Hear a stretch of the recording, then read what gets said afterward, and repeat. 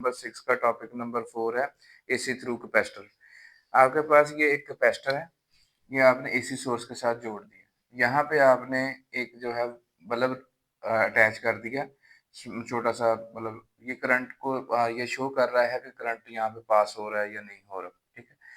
अच्छा, आपको पता है कि जो कैपेसिटर की प्लेटों के दरमियान यहाँ पे इंसुलेटर होता है, ठीक है।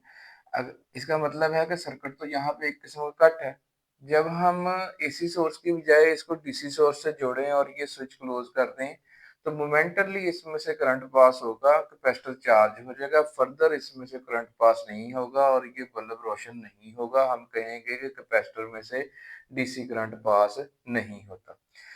अच्छा, जब हम इसको एसी सोर्स से जोड़ते हैं ना और स्विच को क्लोज करते हैं, तो आप देखते हैं कि बल्ब जो है ना ये रोशन ही रहता है। वो एक्चुअली इस वजह से रोशन रहता है कि कभी जो है कैपेसिटर चार्ज हो रहा होता है, कभी डिस्चार्ज हो रहा होता है। इसकी चार्जिंग की वजह से करंट का फ्लो यूं हो रहा होता है, डिस्चार्जिंग की वजह से करंट का फ्लो यूं हो रहा होता है। तो हर वक्त जो है ना ये इसमें से चार्जेस जो है वो कुछ ना कुछ फ्लो होते रहते हैं। तो जिसकी वजह से ये बल्ब रोशन रहता है और हम कहते हैं कि कैपेसिटर में से एसी जो करंट है वो गुजर सकता है। हालांकि एसी करंट फिर भी यहाँ से तो पास नहीं हो सकता, यहाँ पे तो इंसुलेटर है।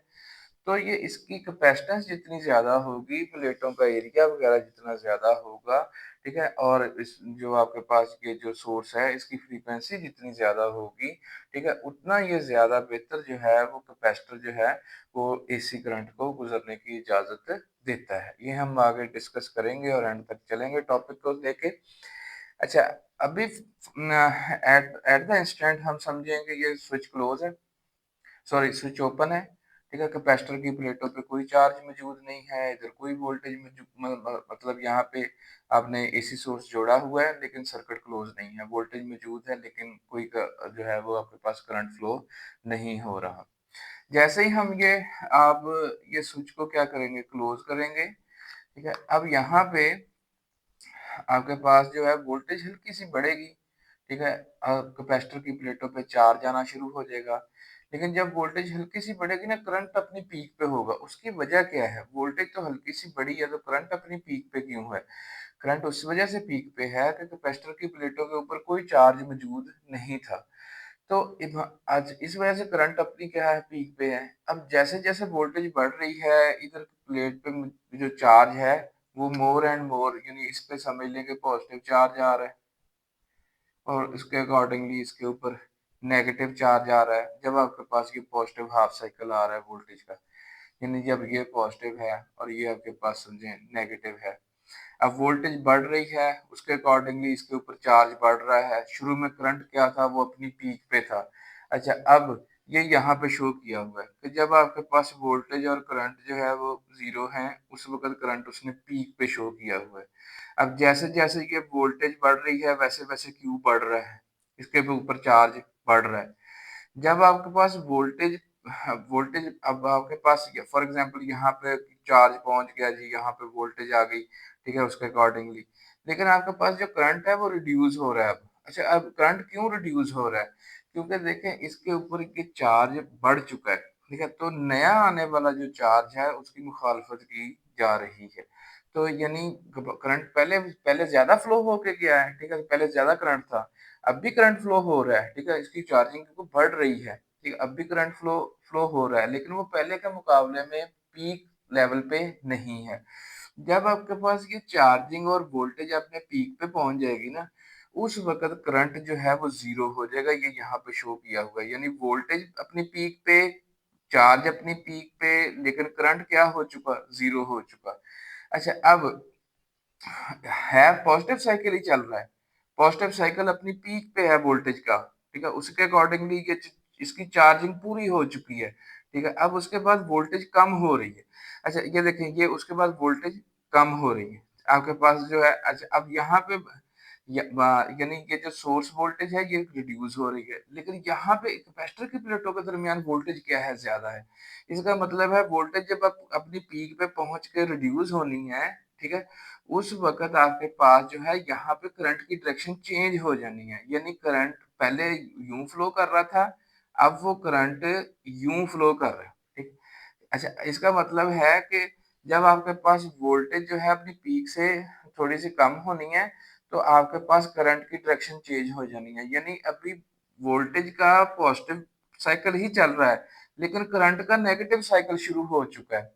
अच्छा, इसको फर्दर एक्सप्लेन करने के लिए, ठीक है, इस हम इसको मैथमेटिकली एक्सप्लेन कर सकते हैं। आपके पास जो है कैपेसिटर, आपने कैपेसिटर पढ़ा है, कैपेसिटर में हम कहते हैं कि Q is directly proportional to V। ठीक है, कि जितना प्लेटों के ऊपर चार्ज बढ़ेगा, उसके अकॉर्डिंगली प्लेटों के दरमियान पोटेंशियल डिफरेंस जो है वो इंक्रीज होगा। अच्छा, अब क्यू और बी तो आपके पास क्या है, इन फेज है, वो भी मैंने आपको बता भी दिया। अच्छा, अब जब हम इस प्रोपोर्शनैलिटी को क्वालिटी में चेंज करते हैं, तो यहाँ पे सी आता है, जिसको हम कैपेसिटेंस ऑफ द कैपेसिटर कहते हैं। अच्छा, अब यहाँ पे देखें कि ये क्यू किसी भी लम्हे का क्यू है, जिसका ये ग्राफ बना हुआ है आपके पास, ये वी डॉटेड लाइन वाला ग्राफ है। ये क्यू और वी ग्राफ जो है ये इन फेज है।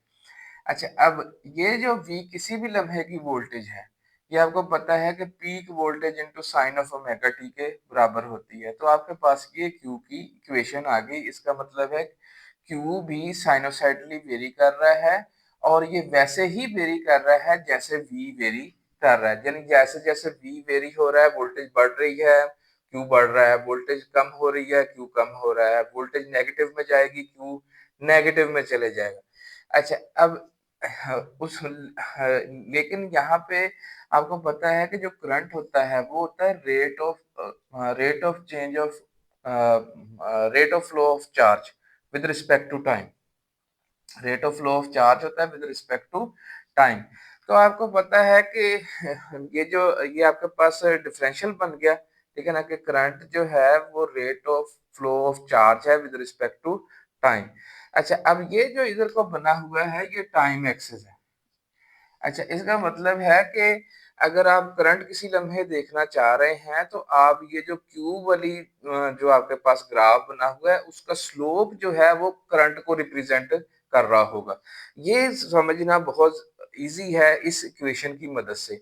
आप देखें कि जब आपके पास ये जो जीरो से इंक्रीजिंग है, ठीक है, यानी आपके पास ये जो क्यू ग्राफ की स्लोप आएगी वो ये आएगी, यानी मैक्सिमम आपके पास स्लोप आ रही है। इसका मतलब है कि करंट उस वक्त मैक्सिमम होगा, और ये शो किया गया है।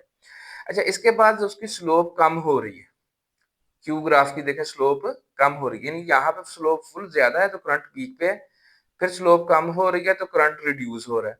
जब आपके पास जो है वो क्यू अपनी पीक पे पहुंच गया, ठीक है, उस वक्त ग्राफ का स्लोप देखे यूं है, तो स्लोप जीरो हो चुका, तो उस वक्त करंट जीरो हो जाएगा। यानी मैं आपको ये समझाना चाह रहा हूँ कि किसी भी लम्हे आपने करंट चेक करना है, वो क्यू वाले ग्राफ की आप स्लोप देखते जाएं। तो अच्छा, अब जब ये पीक से पहुंच के अब क्यू कम हो रहा है, तो आप देखेंगे कि ग्राफ की जो स्लोप है वो नेगेटिव हो गई है, ठीक है, यानी चल इसका पॉजिटिव फेज रहा है, ठीक है, क्यू का पॉजिटिव फेज चल रहा है, ठीक है, जैसे वोल्टेज का पॉजिटिव फेज चल रहा है, लेकिन इसकी ये जो क्यू ग्राफ की स्लोप है वो नेगेटिव हो गई है, तो आपके पास जो करंट है वो भी नेगेटिव में चला गया। अच्छा, अब यहाँ पे वो नेगेटिव पीक पे पहुंच गया।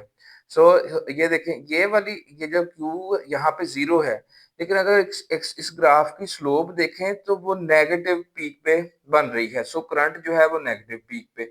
उसके बाद जो है ये देखें कि है इसकी स्लोप नेगेटिव, लेकिन इसकी जो आपके पास स्लोप है वो कम हो रही है, ठीक है। सो आपके पास जो है करंट नेगेटिव में रिड्यूस होना शुरू हो जाएगा, और यहाँ पे आके क्यू की स्लोप जो है वो जीरो हो गई, तो करंट जो है वो आपके पास जीरो हो गया। फिर आपके पास अभी देखें कि क्यू नेगेटिव में है, क्यू नेगेटिव में है, लेकिन आप क्यू ग्राफ की स्लोप देखें तो वो पॉजिटिव की तरफ जा रही है, तो इसका ये पॉजिटिव है, तो यहाँ पे आपके पास जो करंट पॉजिटिव होगा।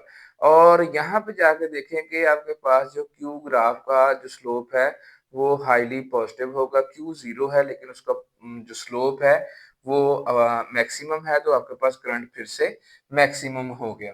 यानी अच्छा, अब हम इसको जरा अगर गौर से देखें, अब किसी भी उसको पॉइंट पे, फॉर एग्जांपल यहाँ ये वाला पॉइंट हम लेते हैं, इस पे वोल्टेज और क्यू का फेज जो है वो जीरो है, लेकिन करंट का फेज जो है वो 90 डिग्री है, क्योंकि साइनोसाइडल वोल्टेज में जब आपके पास पॉजिटिव पीक आती है ना किसी क्वांटिटी की, तो उसका मतलब होता है कि उसका फेज 90 है। यहाँ पे करंट का फेज चेक करें तो वो 90 है, यानी करंट का फेज 90।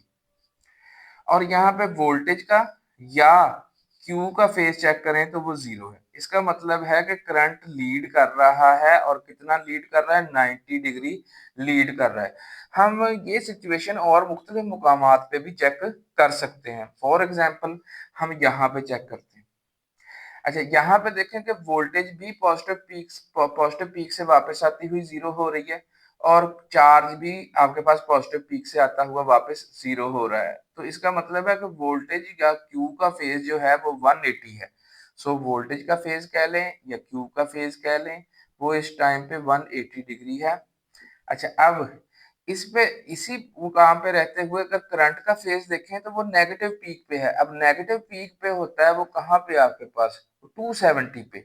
सो करंट का फेज जो है वो इस वक्त 270 डिग्री है।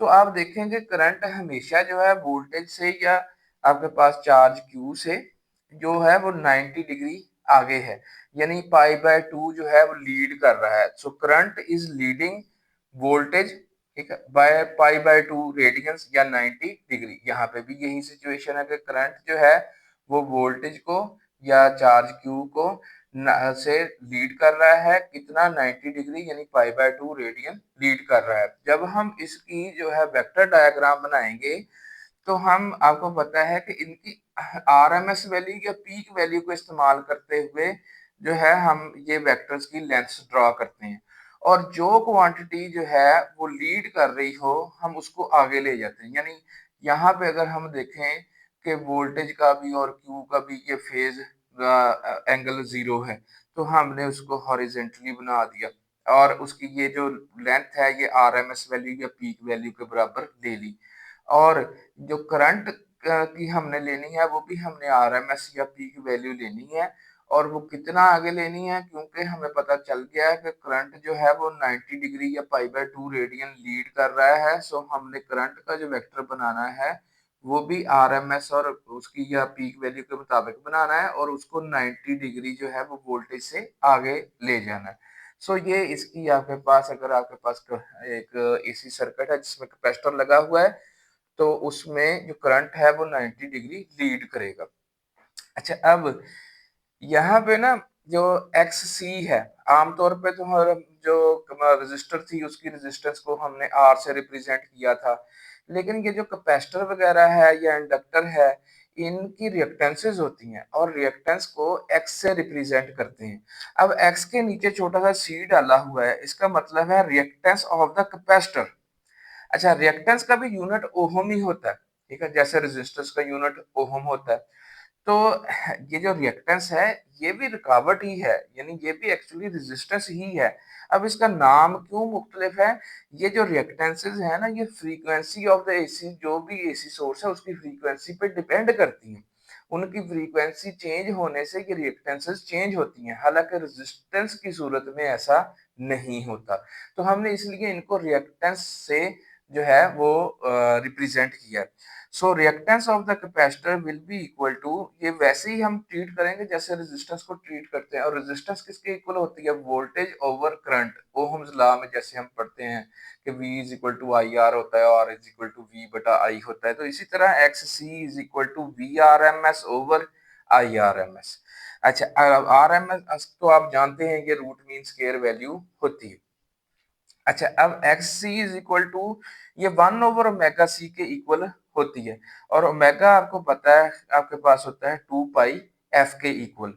तो आप देखें कि ये जो रिएक्टेंस ऑफ द कैपेसिटर है, ठीक है, ये इस चीज को गौर से देखें, 2 भी कांस्टेंट है, ये पाई भी कांस्टेंट है। इसका मतलब है रिएक्टेंस ऑफ द कैपेसिटर दो चीजों पे डिपेंड कर रही है, कैपेसिटर की कैपेसिटेंस पे। जितनी कैपेसिटेंस ज्यादा होगी उतनी रिएक्टेंस कम होगी, जितनी फ्रीक्वेंसी एसी सोर्स की ज्यादा होगी उतनी रिएक्टेंस कम होगी। सो आपको पता है कि जब हम डीसी सोर्स की बात करें तो उसकी तो फ्रीक्वेंसी 0 होती है, इसका मतलब है अगर डीसी सोर्स लगाएंगे, फ्रीक्वेंसी 0 करेंगे तो इसका जवाब इन्फिनिटी आ जाएगा। यानी इसी वजह से हम कहते हैं कि जो कैपेसिटर है वो डीसी करंट को फ्लो की इजाजत नहीं देता और एसी को फ्लो की इजाजत देता है। अच्छा, अब एसी को फ्लो की इजाजत तो उसके लिए ज्यादा है जिसकी फ्रीक्वेंसी बहुत ज्यादा है। आप देखेंगे फ्रीक्वेंसी की वैल्यू बढ़ाते रहे आपके पास रिएक्टेंस कम होती रहेगी। इसका मतलब है कैपेसिटर की रिएक्टेंस सोर्स की फ्रीक्वेंसी बढ़ाने से आपके पास कैपेसिटर की रिएक्टेंस या मुजाहमत जो है वो कम होती जाएगी। Hopefully topic is done.